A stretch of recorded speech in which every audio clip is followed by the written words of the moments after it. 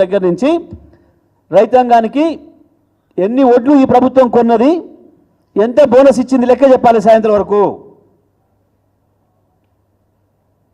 మీరు మునగానులు అయితే మొత్తం రైతుల దగ్గర ధాన్యం ఎంత సేకరించిండ్రు, దానికి ఎన్ని డబ్బులు వేసిండ్రు, ఇప్పటివరకు బోనస్ మొత్తం ఎంత ఇచ్చిండ్రు, ఎన్ని ఓట్లు కొని చెప్పాలి. నేను చెప్పకపోతే మీరు రండలే అనంట. సాయంత్రం ప్రకటన చేయకపోతే మీరు రండలే, చెప్పి తీరాలి. గవి మాట్లాడు, కేసీఆర్ మీద ఏడుపు కాదు. ఏడాది అర్థం అవుతుంది, ఒక్క ఫలితం ఇవ్వలేకపోయినావు. నీ చేదగంతనాన్ని, మీ రండతనాన్ని బయట పెట్టుకోవడానికి ఇంకా కేసీఆర్ మీద ఏడుస్తున్నారు. దేనికి ఏడుస్తున్నావు? దేనికి అక్కసు కేసీఆర్కు? ఒక మాట కూడా అనలే కదా మిమ్మల్ని. అక్కసు ఉంటే తెల్లారు అనేటోడు. ఏడాది అర్థం టైం ఇచ్చి రాసి ఉంటారా మీకు అని చెప్పిండు. ఏమన్నాడు? ఆ పదం కూడా అనలే, గౌరవంగానే అన్నాడు. నేనంటున్నా ఇప్పుడు ఆ పదం. కానీ ఎవడైనా కాస్త విజ్ఞతనుడు 6 నెలల సమయం ఇస్తాడు, నిజమే. కానీ మీరు శుంఠలు కాబట్టి ఏడాది ఇచ్చిండు కేసీఆర్. ఆయన స్థాయి అటువంటిది కాబట్టి ఏడాది అర్థం ఇచ్చిండు టైం మీకు. ఈయన ఏందో విచిత్రమైన ఏడుపు ఏడుస్తున్నాడు. ఏడాది అర్థం పట్టింది నేను సర్దుకోవడానికి, లంక బిందులని తోముకోవడానికి. లంక బిందులు అనుకొని వచ్చిన దొరకలేదు కానీ వెతుక్కున్నా, ఏ పంచలు ఏందో చేస్తా. ఏడిది చేసేది నువ్వు అయ్యిపోయింది, తేలిపోయింది నీ చక్కదనం. పువ్వు పుట్టగానే పరిమళిస్తుంది. ప్రజలు వేరే భాషలో మాట్లాడుతున్నారు, నీకు సరిపోయే భాష ఉంది నాకాడ, కానీ బాగుండదు. మా సార్ అప్పుడప్పుడు వద్దంటుంటాడు, భాష మారనీయకు, ఇట్లనే ఉంటుంది మన భాష తిరిగినని చెప్పి. ఏడాది అర్థమైన ఇంకా కూడా ఫలితం కనబడకపోతే ఏమంటారు ప్రజలు?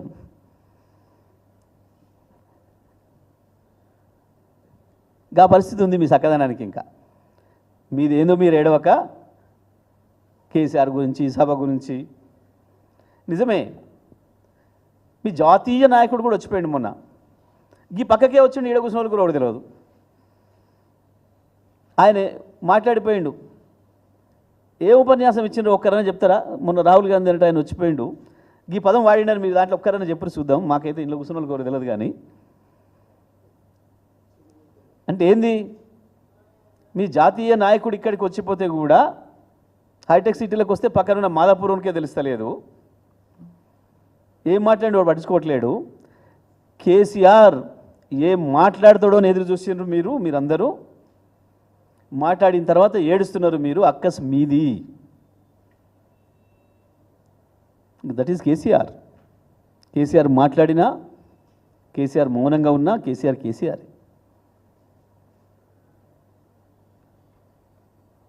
పిల్లల్ని పంపినా అంటున్నాడు ఆయన. అవును, ఏ ఆటలైనా అవతల టీం బలహీనంగా ఉందంటే జూనియర్లనే పంపుతారు.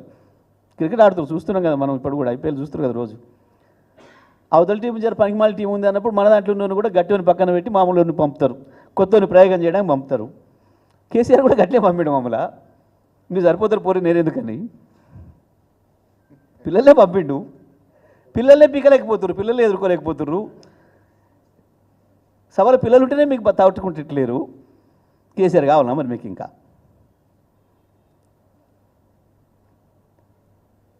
వస్తాడు, ఏ సమయానికి ఎట్లా రావాలనో అట్లే వస్తాడు కేసీఆర్.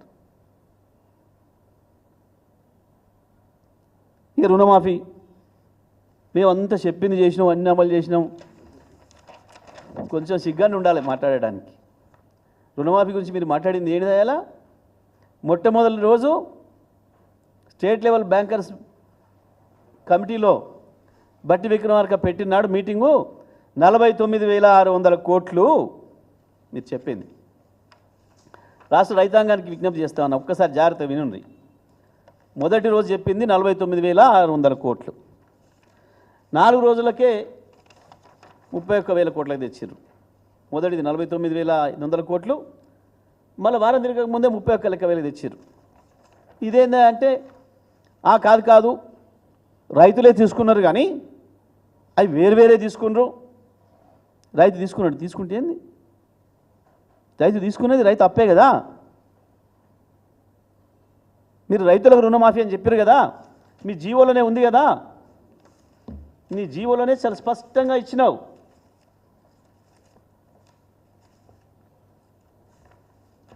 రెండు లక్షల వరకు ప్రతి రైతుకు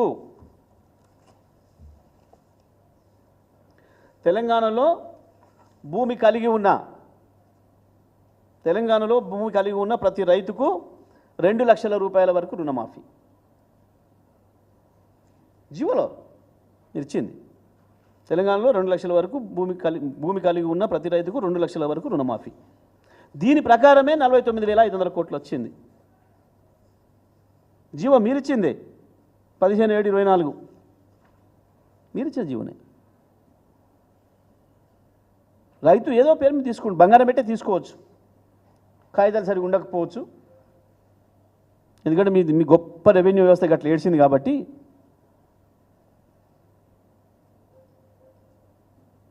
బంగారం పెట్టవచ్చు, ఇంకోటి పెట్టవచ్చు, మార్టగేజ్ కూడా చేయొచ్చు. అది లెక్కకు రాదట, తీసేసినావు. పోనీ 31,000 కోట్లు నువ్వే చెప్పినావు. ఎంతమంది 31,000 చెప్పినావు నువ్వే. క్యాబినెట్ లెక్క తేల్చిన అప్పులు 31,000 కోట్లు అని చెప్పినావు. ఓకే, ఆ తర్వాత ఏం చేసినావు? మళ్ళీ బడ్జెట్ కాడికి వచ్చేసరికి 26,000 కోట్లు చేసినావు. బడ్జెట్లో 26,000 కోట్ల కేటాయింపు. ఓకే, నీ లెక్కే. ఇవాళ ఏం మాట్లాడుతున్నావు? 3 విడుదలలో నువ్వు విడుదల చేసినా అని చెప్పిన డబ్బు 17,933 కోట్లు నువ్వు చెప్పింది. కానీ ఇవాళ ఏం మాట్లాడుతున్నారు? 21,000 కోట్లు అప్పుడే మాఫీ చేసినాం. చివరికి ఏం చెప్పాను మొన్న? మొత్తం రుణమాఫీ అయిపోయింది. ఎవడు చూసినా మొత్తం రుణమాఫీ అయిపోయిందని మాట్లాడుతున్నాడు. సిగ్గు మీకుండాలి. సిగ్గు తప్పిన మాటలు మాట్లాడుతుంది మీరు, లజ్జ తప్పిన మాటలు మాట్లాడుతుంది మీరు. ఇన్ని అబద్ధాలు, ఇన్ని మాట మార్చిన ఏదో ఎవడు లేడు ప్రపంచంలో, మీరు తప్ప. ఒకే సంవత్సరంలో గిన్ని అబద్ధాలు. దీనికి ఎంతమంది దేవుళ్ళ మీద ఓట్లు, ఎంతమంది దేవుళ్ళ మీద ఓట్లు పెట్టారు దీనికి, ఈ మాత్రం గొప్ప పనికి? దానికి కేసీఆర్ గిది అడిగితే అక్కసలేదు నాడు అడిగిండు రైతుల్ని. అయిందా మీకు చెప్పినట్టు చేసిండ్రా లేదా చేయని వాళ్ళు చేయలేపమన్నాడు. అందులో అక్కసేముంది?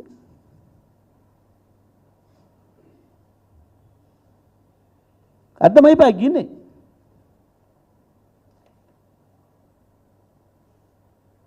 మీ అబద్ధాల పరిపాలన ఇక్కడ అర్థమైపోయింది కదా. ఎక్కడ పడితే వాడు, ఎవడు పడితే వాడు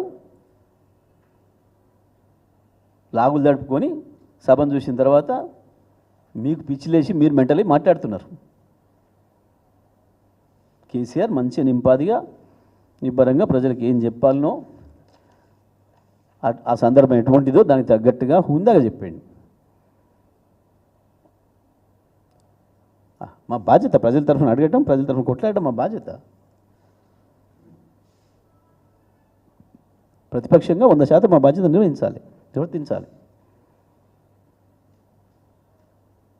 చెప్పింది ఒకటి అమలు చేయకపోగా కొత్త సమస్యలు తెచ్చి ఈ పేరు చెప్పి ఆ పేరు చెప్పి ఉన్న ఇండుగుల కొట్టి ప్రజల భూములు లాక్కొని చివరికి యూనివర్సిటీల భూములు కూడా అమ్ముకోదొబ్బుతాం.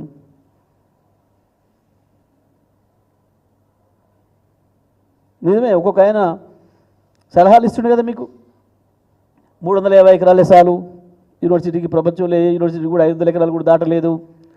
అమ్మని మరి ఉస్మానియాలు కూడా ఎక్కువ ఉన్నట్టుంది భూమి, 1300-1500 ఎకరాలు ఉన్నట్టుంది.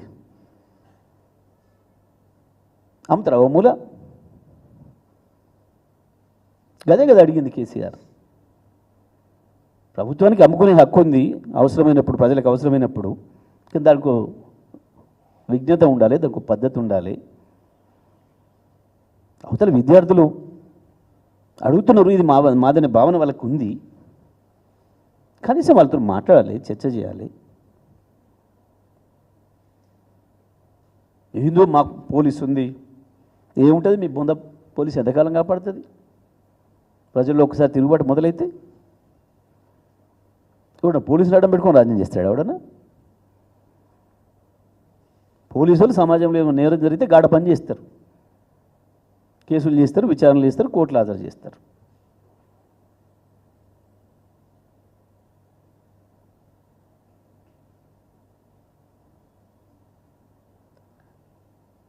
మేము ఎందుకు పేసినాం, ఊడవికినాం,